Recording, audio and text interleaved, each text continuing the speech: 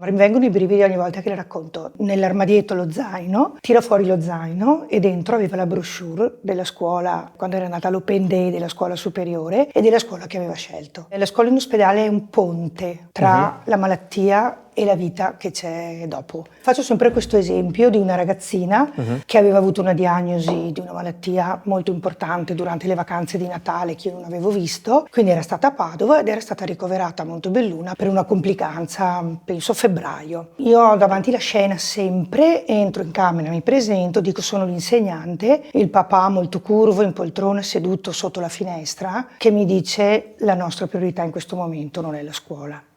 Io guardo la ragazzina e le dico se vuoi possiamo parlare di scuola e lei mi guarda e fa ma allora io posso fare l'esame una terza media? Certo, io l'anno prossimo potrò andare a scuola alle scuole superiori con le mie amiche, sicuramente. Mi vengono i brividi ogni volta che le racconto. Nell'armadietto lo zaino, tira fuori lo zaino e dentro aveva la brochure della scuola, quando era andata all'Open Day della scuola superiore e della scuola che aveva scelto.